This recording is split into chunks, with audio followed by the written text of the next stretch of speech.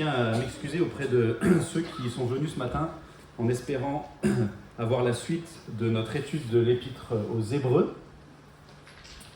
Il se trouve que cette semaine, ma maman, qui fréquente notre assemblée très régulièrement, a été hospitalisée en début de semaine pour une embolie pulmonaire. Elle y est encore là à l'hôpital. Et donc j'ai passé plus de temps que je ne l'avais prévu à lui rendre visite à l'hôpital. J'ai pris du retard par conséquent dans la préparation de ma prédication sur la suite de la lettre aux Hébreux. Mais ça ne veut pas dire qu'on ne va pas avoir de prédication ce matin. On va réfléchir plutôt à un texte qui constituera en quelque sorte l'épilogue du livre de Jonas qu'on a étudié sur les 4 dernières semaines. Le livre de Jonas qui se trouve dans l'Ancien Testament. Et là, on va étudier un texte qui fait référence à l'histoire de Jonas, mais ce texte se trouve quant à lui dans le Nouveau Testament, c'est-à-dire dans la partie de la Bible qui a été écrite après l'époque de Jésus. Alors je suppose que la plupart d'entre nous, ici présents ce matin, eh bien, il y a à peu près 2 mois, on a tous fêté Noël. On a marqué le coup d'une manière ou d'une autre autour de la fête de Noël. Et puis depuis Noël, je ne sais pas vous, peut-être qu'il y en a parmi vous qui avaient fêté l'Épiphanie, et puis la Chandeleur, peut-être qu'il y en a qui vont fêter le Carême, et vraisemblablement on sera nombreux à fêter Pâques dans quelques semaines. Toutes ces fêtes sont centrées sur la personne de Jésus, en principe en tout cas. Et donc, en bon chrétien que nous sommes, la plupart d'entre nous, je pense que d'une manière ou d'une autre, on a cherché à mettre la personne de Jésus à l'honneur pendant ces fêtes, particulièrement il y a 2 mois à Noël. Ou plutôt, c'est un certain Jésus qu'on a mis à l'honneur parce que parmi toutes les cartes de vœux chrétiennes que vous avez envoyées ou que vous avez reçues pendant la saison de Noël, je doute qu'il y en ait beaucoup avec ce type de verset dessus. Joyeux Noël, et comme l'a dit Jésus, race de vipères, comment pourriez-vous dire de bonnes choses, mauvais comme vous l'êtes ? Ou encore, celui qui n'est pas avec moi est contre moi, bonne fête de fin d'année. Alors la question que je veux soulever ici, c'est la suivante. Est-ce qu'on n'aurait pas tendance à sous-estimer les conséquences qu'implique la foi ou l'absence de foi en Jésus ? Est-ce qu'on n'aurait pas tendance à sous-estimer les conséquences que ça implique d'avoir la foi ou de ne pas avoir la foi en Jésus ? Est-ce qu'on n'aurait pas tendance, qu'on soit chrétien ou non, est-ce qu'on n'aurait pas tendance à ranger soigneusement Jésus sur une étagère, à l'accrocher au mur, à l'intégrer proprement au décor de notre vie, si on est croyant ? Ou bien, si on n'est pas croyant, est-ce qu'on n'aurait pas tendance à l'intégrer simplement au décor de notre culture et de nos connaissances intellectuelles, sans mesurer en fait combien la personne et l'œuvre de Jésus exigent que nous ayons en ce qui le concerne une opinion radicale. La personne et l'œuvre de Jésus exigent qu'on ait une opinion radicale en ce qui le concerne lui. Et je veux vous suggérer ce matin que si Jésus n'est pas pour vous un sujet extrêmement sérieux, c'est que vous le connaissez mal. Et je crois que c'est exactement ce que le texte qu'on va lire dans un instant veut nous faire comprendre. C'est un texte qui veut nous faire mesurer les enjeux de notre réponse à la personne et à l'œuvre de Jésus. La leçon est tout simplement la suivante, et Joshua y faisait référence tout à l'heure. La personne et l'œuvre de Jésus appellent un positionnement de notre part dont les conséquences sont extraordinairement importantes. La personne et l'œuvre de Jésus appellent un positionnement de notre part dont les conséquences sont extraordinairement importantes. Et pour nous faire comprendre ça, le texte va nous parler successivement d'une réponse obligée, d'un danger réel, d'une situation délicate et d'une sécurité parfaite. Et vous allez voir aussi dans la lecture pourquoi on peut dire que c'est en quelque sorte l'épilogue de l'histoire de Jonas. Alors on va se tourner vers l'évangile selon Matthieu. Un évangile, c'est une biographie de Jésus. Il y en a 4 dans le Nouveau Testament. Et la première de ces 4 biographies, c'est celle selon Matthieu, qui était un disciple de Jésus et qui a donc écrit pour nous rapporter l'histoire de Jésus. Et on va au chapitre 12, lire les versets 22 jusqu'à la fin du chapitre. C'est un passage assez long, vous allez voir qu'il y aurait beaucoup de choses à dire sur ce passage, et on ne va pas rentrer dans tous les détails, mais on va essayer de se concentrer sur l'essentiel.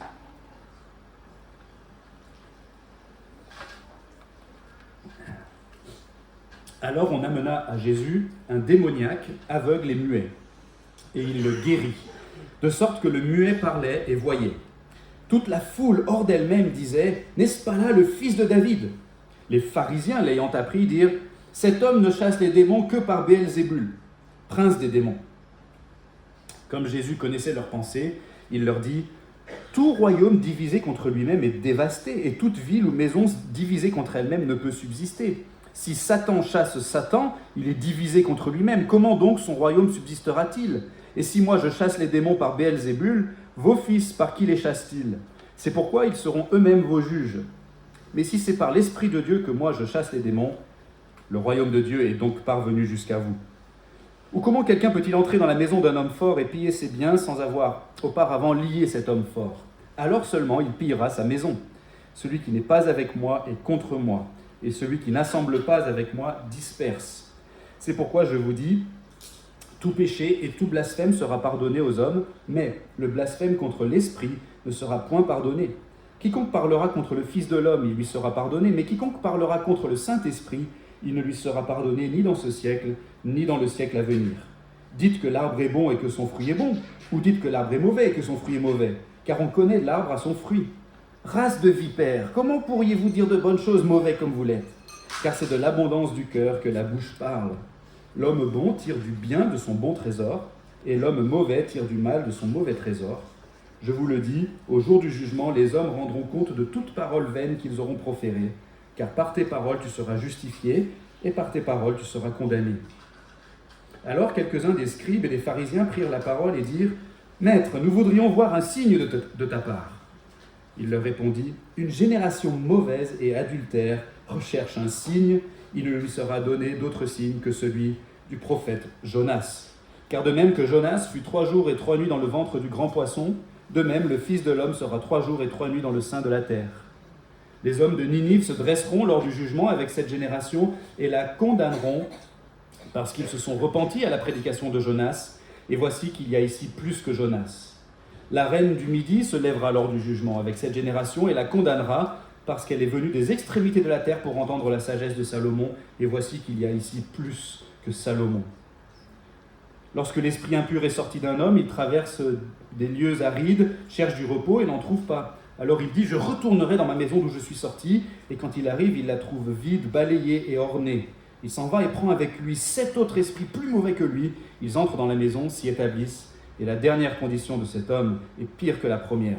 Il en sera de même pour cette génération mauvaise. Comme Jésus parlait encore à la foule, sa mère et ses frères se tenaient dehors et cherchaient à lui parler. Quelqu'un lui dit « Ta mère et tes frères se tiennent dehors et cherchent à te parler. » Mais Jésus répondit à celui qui le lui disait « Qui est ma mère et qui sont mes frères ?» Puis il étendit la main sur ses disciples et dit « Voici ma mère et mes frères. En effet, quiconque fait la volonté de mon Père qui est dans les cieux, celui-là est mon frère et ma sœur et ma mère. » Jusqu'ici, la lecture de la parole de Dieu. Prions. Merci Seigneur pour ta parole. On a conscience que dans tout ce passage qu'on a lu, il y a beaucoup de choses qui peuvent nous paraître bien compliquées. Et même si on ne va pas tout élucider ce matin, Seigneur, on prie en tout cas que le message central de ce passage nous soit compréhensible et qu'on le reçoive, Seigneur, par la foi. Qu'on le reçoive comme toi-même qui nous parle et qui veut nous instruire et qui veut nous faire grandir. Alors accorde-nous maintenant l'aide de ton Saint-Esprit pour cela, s'il te plaît. Amen.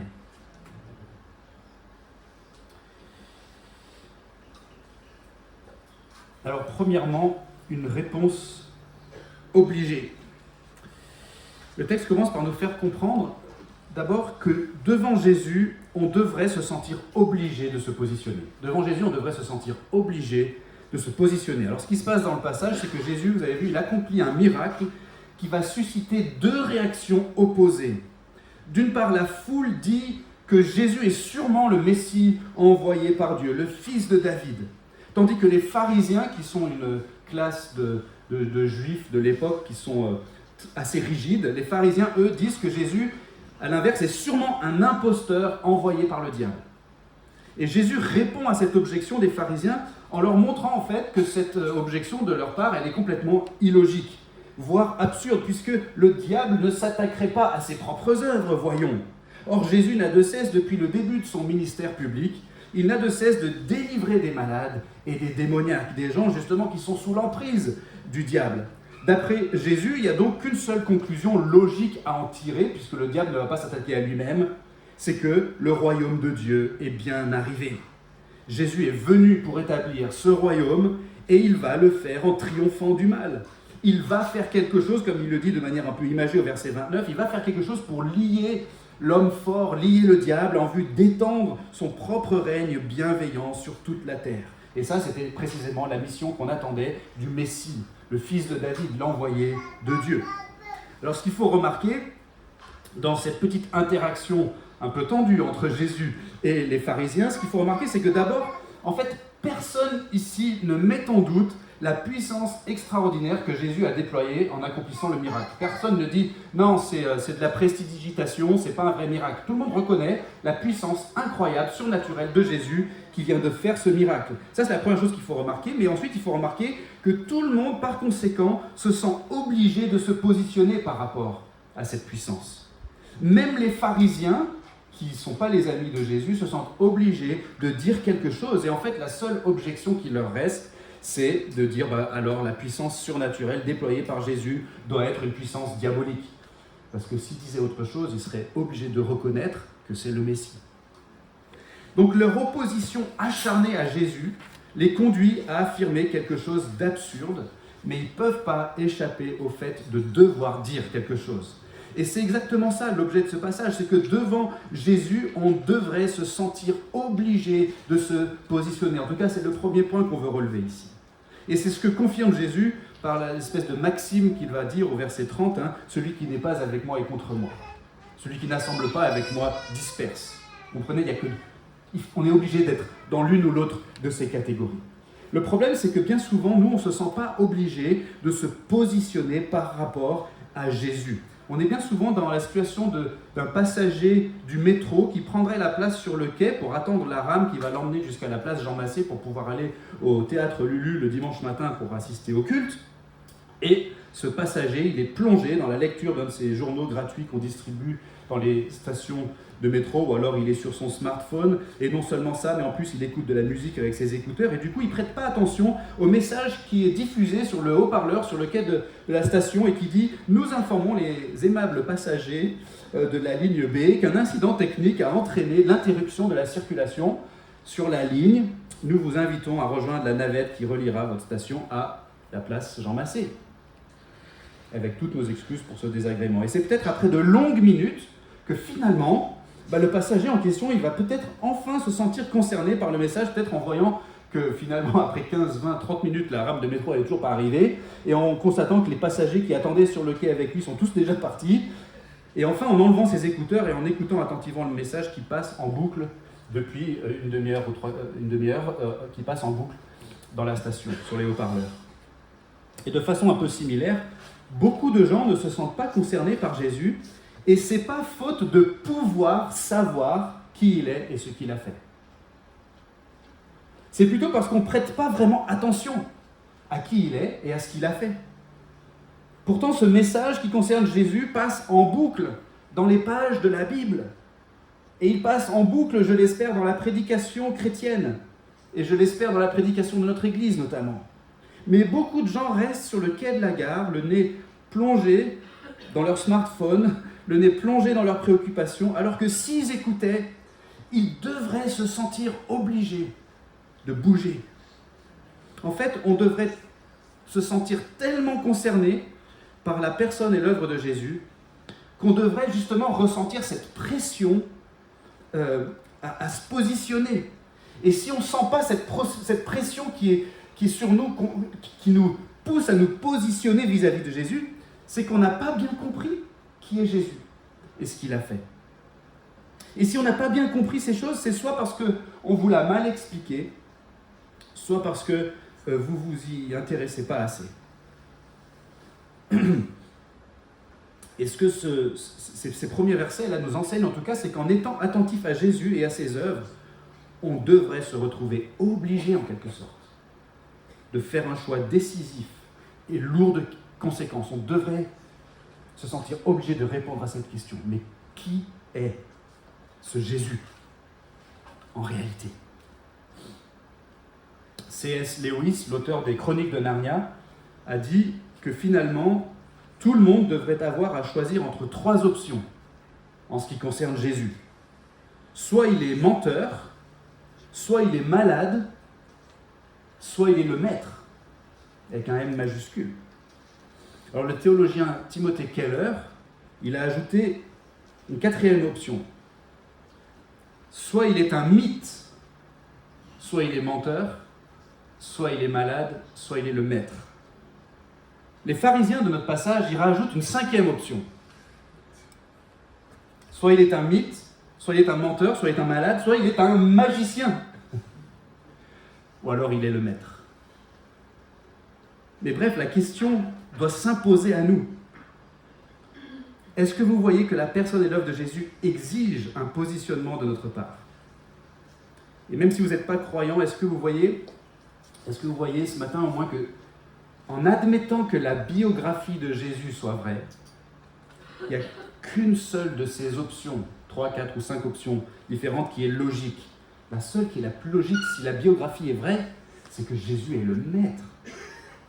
Je ne vous demande pas de le croire, mais seulement de reconnaître au moins que c'est la seule option logique, c'est la plus plausible, c'est la seule qui tienne la route. Alors bien sûr, si on le reconnaît, il reste ensuite à tirer de cette réponse logique des conséquences logiques. C'est ce qu'on voit dans la suite de notre passage. La deuxième chose que le texte nous fait comprendre, c'est qu'il est possible de connaître la vérité et d'aller quand même en enfer. Il est possible de connaître la vérité et d'aller quand même en enfer. Alors, avant que ça vous fasse trop peur, regardez bien ce qui se passe dans notre passage. Jésus, il parle à ce moment-là, à partir du verset 31, il parle d'un péché impardonnable qui consiste, dit-il, à blasphémer contre l'Esprit, c'est-à-dire le Saint-Esprit. Dans le contexte, ça veut dire attribuer au diable ce que fait le Saint-Esprit. Et c'est précisément ce que les pharisiens ont fait, n'est-ce pas? Au verset 24 et au verset 28, ils ont attribué au diable les œuvres de l'Esprit de Dieu. Et Jésus semble sous-entendre au verset 33 que les pharisiens savent au fond que Jésus fait le bien. Ils reconnaissent que Jésus fait le bien, mais ils disent quand même que sa puissance est diabolique. Autrement dit, pour reprendre l'image de Jésus, c'est là que son image prend du sens, ils voient que le fruit est bon, mais ils disent que l'arbre est mauvais. Et c'est illogique. Par contre, ce qui est logique dans notre passage, et c'est pareil, Jésus nous montre ce qui est logique, il retourne un peu le raisonnement contre les pharisiens en disant que, en fait, eux, les pharisiens, disent le mal parce que leur cœur est mauvais. Les pharisiens produisent de mauvais fruits, ça veut dire que l'arbre est mauvais. Jésus est en train de souligner 2 choses ici. D'une part, la connaissance que les pharisiens ont des œuvres de Jésus, donc ils ont une bonne connaissance intellectuelle, ils reconnaissent ce qu'il fait, et d'autre part, il souligne la condition de leur cœur aux pharisiens, leur cœur qui les pousse à rejeter les œuvres de Jésus, ce qui revient à blasphémer contre le Saint-Esprit. Finalement, le vrai problème, c'est pas tant ce qui sort de la bouche des pharisiens, mais le vrai problème, c'est là d'où ça vient. Ça vient d'un cœur mauvais, c'est-à-dire d'un cœur incrédule et endurci, c'est ce qu'il dit Jésus au verset 34 et 35. Et c'est pourquoi, ensuite, Jésus dit que ce sera par nos paroles que nous serons justifiés ou condamnés, puisque ce sont nos paroles qui révèlent la condition de notre cœur. Nos paroles nous justifieront dans la mesure où nos paroles vont témoigner de notre foi en Dieu. Ou bien, à l'inverse, nos paroles nous condamneront dans la mesure où elles témoigneront de notre incrédulité et de notre endurcissement. Ce n'est pas qu'il y a un pouvoir de justification dans nos paroles ou dans nos œuvres, pas du tout. Là, le sens de justifier ne veut pas dire de nous imputer une justice, mais cela veut dire simplement valider, authentifier. Nos paroles vont authentifier notre foi dans la mesure où elles témoigneront de cette foi qu'on a en Dieu. Elles vont révéler ce qu'il y a dans notre cœur. Le problème que Jésus souligne, c'est donc le fait de connaître la vérité tout en endurcissant son cœur. Et ça, c'est le problème des pharisiens. voyez, c'est pour ça que je disais, il est possible de connaître la vérité et d'aller quand même en enfer. De manière peut-être un peu simpliste de le dire. Mais ce que ça veut dire, c'est qu'en fait, il est possible qu'on connaisse la vérité et qu'au lieu de répondre à la vérité par la foi, on réponde à la vérité par l'incrédulité, l'absence de foi. Au lieu d'accueillir les œuvres de Jésus qu'il nous présente dans sa parole par la puissance de l'Esprit, au lieu de les accueillir, on lui oppose une fin de non-recevoir. Non merci. Je reconnais bien ce qui est écrit dans les pages de la Bible, mais non merci. Et en fin de compte, ce rejet obstiné de l'œuvre du Saint-Esprit est impardonnable. Pensez à ma mère, qui est hospitalisée actuellement. Elle a été, quand ils ont découvert qu'elle avait une embolie pulmonaire, ils l'ont emmenée de toute urgence au service de soins intensifs. Et dans son malheur, ma mère a de la chance, si j'ose dire, parce qu'elle habite en France, et on peut l'accueillir dans un hôpital formidablement bien équipé, où elle a été prise en charge par des super médecins. On lui a proposé un traitement qui vraisemblablement coûte cher, une prise en charge qui coûte cher, mais qui, dans notre pays, est entièrement payée, en tout cas supportée par la sécurité sociale. Mais imaginez que ma mère ait refusé d'être traitée parce qu'elle n'aime pas la nourriture des hôpitaux. Elle trouve que c'est pas bon.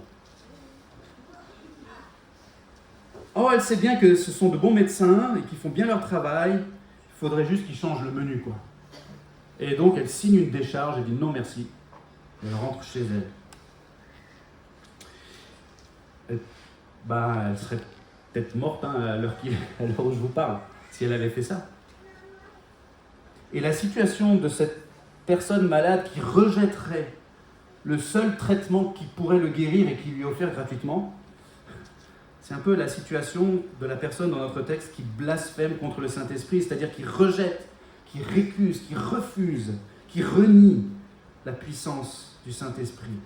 Une telle personne est impardonnable parce qu'elle rejette précisément la puissance qui peut transformer son cœur, alors même que cette puissance est en train d'être déployée sous ses yeux. Et c'est le cas pour les pharisiens, la puissance de l'Esprit est déployée sous leurs yeux par Jésus qui accomplit des miracles et qui notamment chasse des démons. Et rejeter la puissance de l'Esprit alors qu'elle est déployée sous nos yeux, c'est ce qu'on appelle l'apostasie.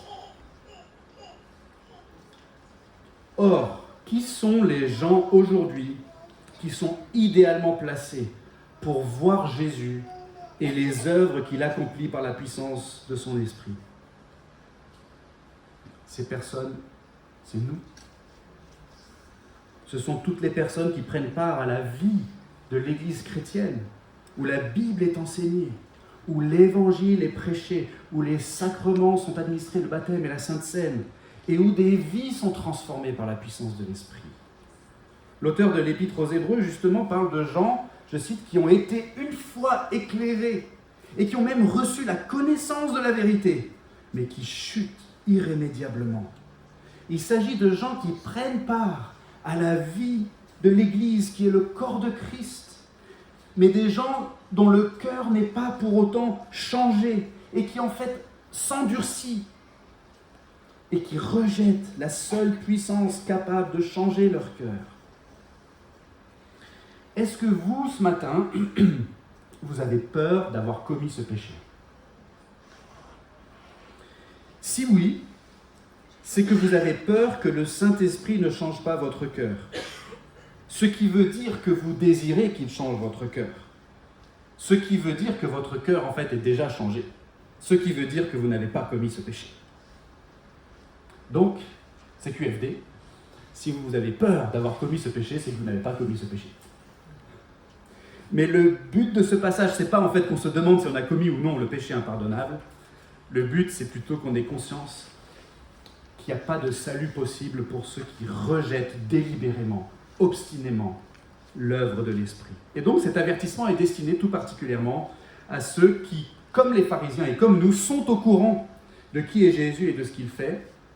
Et il a pour but de nous rendre, à notre tour, particulièrement attentifs à ce message qui concerne la personne et l'œuvre de Jésus-Christ, et de nous rendre sensibles à la façon dont on accueille ce message. Et c'est ce que confirme la façon dont Jésus va ensuite répondre à une certaine demande des scribes et des pharisiens, et c'est là que Jésus va nous référer à l'histoire ancienne du prophète Jonas. La troisième donc, chose que ce texte nous fait comprendre, c'est que les gens qui connaissent les œuvres de Jésus sont, pourrait-on dire, dans une situation délicate. Les gens qui connaissent les œuvres de Jésus sont dans une situation délicate. Jésus vient de parler du danger qui consiste à connaître la vérité et à y répondre par un cœur endurci plutôt que par la foi. Et maintenant, le texte en rajoute une couche, ou plutôt ce sont les pharisiens qui en rajoutent une couche. Versets 38 et 39, ils demandent à Jésus de leur donner un signe pour prouver qu'il est bien le Messie. Mais Jésus, qui connaît leurs pensées, il interprète cette demande comme étant parfaitement hypocrite. Il en profite néanmoins pour dire qu'il y aura bien un signe qui validera tout son enseignement et toute son œuvre. Ce signe, ce sera sa propre résurrection d'entre les morts, comme il le dit au verset 40. Et ensuite, Jésus sous-entend que même sa résurrection d'entre les morts ne suffira pas à convaincre cette génération mauvaise, c'est-à-dire ces gens qui savent mais qui ne croient pas. Et d'ailleurs, versets 41 et 42, Jésus va dresser un contraste entre les Israélites, donc les Israélites qui ne croient pas, et les non-Israélites, les païens, pourrait-on dire, qui eux croient. Donc les Israélites sont ceux qui sont idéalement placés pour croire parce qu'ils ont la révélation que Dieu a transmise à son peuple par l'intermédiaire de Moïse et des prophètes, etc. Mais ils ne croient pas, ça c'est les pharisiens. Et de l'autre côté, on a les gens qui ne connaissent pas tout ça, qui ne sont pas du peuple juif, qui ne sont pas du peuple d'Israël, et qui croient. Et donc Jésus dresse un contraste entre les deux, entre les gens de l'intérieur qui rejettent la grâce que Dieu leur présente, et les gens de l'extérieur qui accourent pour entrer au bénéfice de cette grâce. Et parmi les gens qui accourent pour entrer au bénéfice de cette grâce, il y a les fameux Ninivites, les habitants de la ville de Ninive, ces fameux Assyriens dont on a parlé ces dernières semaines, qui étaient vraiment des ennemis jurés du peuple d'Israël et de l'Éternel, mais qui se sont convertis quand Jonas est allé leur prêcher la parole de Dieu. Et Jésus prend un autre exemple, la reine du Midi qui a parcouru des centaines et des milliers de kilomètres pour s'approcher de Salomon, pour recevoir un peu de la sagesse que Dieu lui avait donnée. Elle n'était pas du tout issue du peuple juif. Pour le dire autrement, Jésus dresse un contraste entre les gens les mieux placés pour croire mais qui ne croient pas, et les gens les moins bien placés pour croire mais qui croient. Et Jésus dit que le jugement sera sévère à l'encontre de ceux qui étaient au courant et qui n'ont pas cru. Et c'est pour ça que je disais que les gens qui connaissent les œuvres de Jésus sont dans une situation délicate, parce qu'on est dans la situation de ceux qui savent. Il y a une obligation qui leur incombe en particulier, celle de croire. Maintenant qu'ils sont au courant, croyez. C'est un peu comme dans Le Seigneur des Anneaux. Il paraît qu'il faut régulièrement citer le Seigneur des Anneaux dans les prédications. Donc j'espère que je vais me réconcilier avec quelques personnes dans l'Assemblée en citant le Seigneur des Anneaux. Il y a une grande responsabilité qui repose sur les épaules de la personne qui détient l'anneau. C'est une situation délicate de détenir l'anneau dans le Seigneur des Anneaux. Détenir l'anneau, ça présente pas mal d'avantages, mais en même temps, c'est terriblement dangereux. Il vaut mieux l'avoir, cet anneau, et puis en même temps, il vaut mieux pas l'avoir. On ne sait pas trop, en fait, c'est ambivalent tout au long de l'histoire. La question, c'est la suivante. Qu'est-ce qu'on va faire de cet anneau ? Comment va-t-on répondre au pouvoir qu'il confère ? Si on y répond bien, eh bien, celui qui détient l'anneau est susceptible d'être sauvé et même de sauver le monde. Mais en répondant mal au fait d'être en possession de l'anneau, celui qui le détient est susceptible de précipiter sa propre chute, ainsi que celle de toute l'humanité, enfin de tout le monde du Seigneur des Anneaux. Et quand on fait partie de l'Église, quand on prend part à la vie d'une Église chrétienne, quand on est à l'écoute des enseignements de la Bible, on est dans une situation similaire. C'est un peu comme si on nous remettait cet anneau de pouvoir, mais qui nous met dans une situation délicate. C'est déjà une grâce de prendre part à la vie de l'Église. Il en découle toutes sortes de privilèges, mais c'est aussi une obligation qui nous incombe, celle de croire à l'Évangile et de placer toute notre confiance en Jésus. Pour reprendre l'image de Jésus qu'on trouve au verset 43 à 45, c'est comme si notre maison était balayée et ornée. On a fait venir le service de nettoyage, le logement est tout propre, tout beau, notre vie est comme ça, prête à recevoir Jésus, notre Sauveur et Maître, mais Si la maison est toute propre, toute balayée, toute ornée, et qu'on n'accueille pas notre Sauveur et Maître, le Seigneur Jésus-Christ, si nous résistons à l'œuvre de l'Esprit, si nous la rejetons, si nous commettons l'apostasie, Jésus dit que la dernière condition de cet homme est pire que la première. La maison a été balayée, vidée, ornée, nettoyée, et le démon va revenir avec 7 autres esprits encore pires si on n'accueille pas Jésus. Jésus ne fait que confirmer ici ce qu'il a dit juste avant, en fait, concernant le péché impardonnable. C'est pour ça que c'est important de lire tous ces passages dans leur continuité. Il veut tout simplement que nous nous rendions compte que ce n'est pas du tout anodin de savoir ce que Jésus a fait. Ce n'est pas anodin de savoir que Jésus est Dieu le Fils qui s'est incarné et qui est né d'une vierge. Ce n'est pas anodin de le savoir intellectuellement, que Jésus a vécu une vie parfaite, comme cela nous est rapporté dans ses différentes biographies. Il s'est offert lui-même en rançon d'une valeur infinie pour payer le prix de notre délivrance et de notre pardon et de notre salut éternel. Alors que Jésus était le seul juste, il est mort sur la croix pour des injustes en prenant leur place. Et surtout, il est ressuscité le 3e jour comme Jonas qui a été recraché du poisson le 3e jour. Il est sorti victorieux du combat contre le mal et la mort. Jésus a prouvé qu'il était bel et bien le Messie, le fils de David, et il nous invite maintenant à entrer au bénéfice de sa victoire par la foi. Et donc tous ceux qui sont au courant de ces choses sont dans une situation délicate, pourrait-on dire, parce que leur réponse à cette grâce que Dieu leur présente, c'est ce qui change tout à la fin. C'est ce qui change tout à la fin. Ce n'est pas simplement le fait de l'entendre et de le savoir, c'est notre réponse qui va tout changer à la fin. Et c'est ce que Jésus nous confirme dans la conclusion de ce passage, où le texte nous fait comprendre, quatrièmement et dernièrement, que ceux qui se fient aux promesses de Dieu n'ont absolument rien à craindre. Ceux qui se fient aux promesses de Dieu, eh bien, eux, ils n'ont absolument rien à craindre. Dans ces quelques versets, 46 à 50, le texte dresse un contraste encore, un contraste saisissant entre les gens incrédules, et par conséquent qui sont réprouvés, qui sont perdus, ceux dont il a été question depuis le début de ce passage et qui sont en fait incarnés par les pharisiens dans l'histoire. Un contraste donc entre eux, d'un côté, puis de l'autre côté, les vrais disciples de Jésus.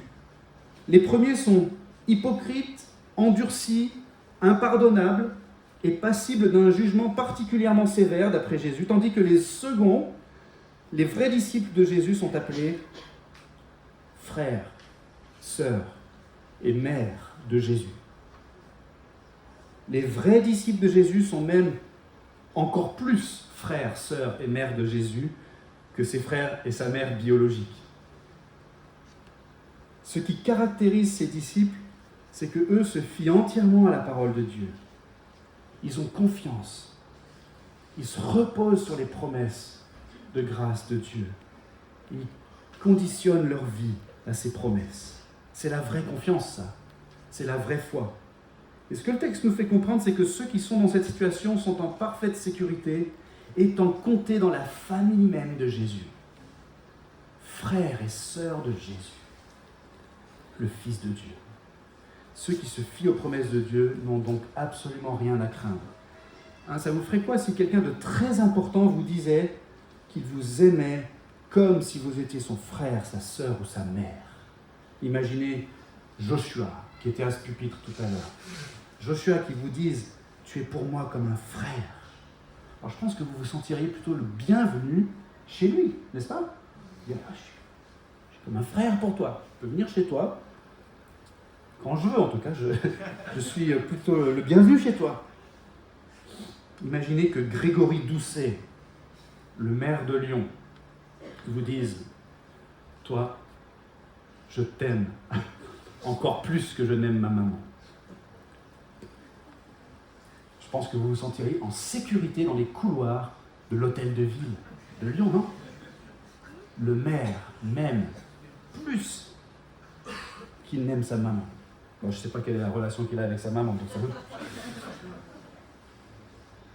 Bien, dans notre texte, c'est Jésus, la deuxième personne de la Trinité, Dieu éternel, qui déclare au sujet de tout croyant qui place sa confiance en lui et qui se fie à ses promesses, telles qu'elles nous sont communiquées dans sa parole, il leur dit « Tu es mon frère, ma sœur et ma mère. Et en fait, dans le contexte de l'évangile selon Matthieu, depuis le chapitre 11, donc le chapitre précédent, il y a eu une succession en fait, de reproches formulés à l'encontre des gens incrédules, des gens qui rejettent la foi, qui rejettent Jésus. Et surtout des gens qui rejettent Jésus alors qu'ils sont issus du peuple historique de Dieu, c'est-à-dire des Israélites, et des gens qui connaissent au moins intellectuellement le plan de Dieu et ses promesses de grâce. Mais ce qui est intéressant, c'est que depuis le chapitre 11, donc là ça fait 2 chapitres entiers, à chaque fois que Jésus a fait ses reproches à l'encontre de ceux qui étaient idéalement placés pour croire mais qui n'ont pas cru, à chaque fois qu'il fait ses reproches, à chaque fois qu'il a mis sévèrement en garde son auditoire contre l'incrédulité, contre l'endurcissement du cœur, contre l'hypocrisie et en fin de compte contre la perdition, et bien à chaque fois, le texte a ajouté une invitation pleine de miséricorde. C'est dans ces passages, depuis le chapitre 11, qu'il a été question, par exemple, de Jésus qui offre le repos à ceux qui sont fatigués et chargés. Il a été question aussi de Jésus qui ne brise pas le roseau froissé et qui sauve ceux qui espèrent en son nom. Et maintenant, il appelle frères, sœurs et mères ceux qui s'attachent à lui par la foi. Le texte veut tout simplement qu'on considère à notre tour ces 2 façons de vivre. Si vous avez été dans les groupes de maison ces dernières semaines, ça devrait vous parler si je vous parle de 2 façons de vivre. Les 2 destinations possibles pour l'homme. Le texte creuse le fossé ici entre la situation de ceux qui sont attachés à Jésus et de ceux qui rejettent Jésus. Et il est particulièrement important pour les gens qui sont au courant de qui est Jésus et de ce qu'il a fait, c'est-à-dire nous, les premiers. Il est particulièrement important pour nous de prendre la mesure de cet écart radical entre ceux qui sont attachés à Jésus par la foi et ceux qui rejettent Jésus. Il n'y a pas de juste milieu entre les deux. Il n'y a pas de zone tampon. Il n'y a pas de territoire neutre entre la foi et la non-foi. Nous pouvons prier pour ceux qui ne sont pas au courant, bien sûr, et nous pouvons aller annoncer l'évangile à ceux du dehors, à ceux qui dorment sous le pont à Jean Massé, ou les gens au parc Blandan ou ailleurs, et on peut rejoindre le groupe qui organise régulièrement des actions d'évangélisation, de témoignage. On peut faire tout ça, mais pour l'instant, ce n'est pas de ça dont il s'agit. On parle maintenant de nous. Et nous, ici, ce matin, au moins, là, je peux en être sûr, à moins que vous soyez sourds comme un pot, je peux être sûr que vous, au moins, ce matin, vous êtes au courant. Vous savez. Et je le disais en introduction, quelle est notre tendance ? C'est de minimiser ou de sous-estimer les conséquences qu'implique la foi ou l'absence de foi en Jésus.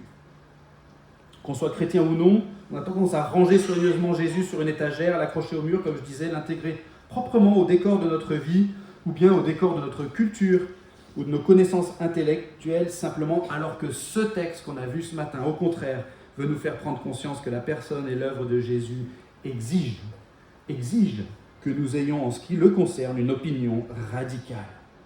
Alors je repose la question de tout à l'heure.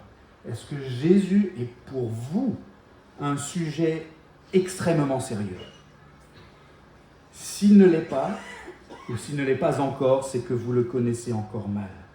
Et c'est soit parce que je me suis mal exprimé aujourd'hui, ce qui est tout à fait possible, ou parce que vous n'avez pas bien écouté. En tout cas, la personne et l'œuvre de Jésus appellent un positionnement de notre part dont les conséquences sont extraordinairement importantes. Et ça, c'était toute la leçon de ce texte. Et si cette leçon est vraie, alors on doit prendre position par rapport à Jésus.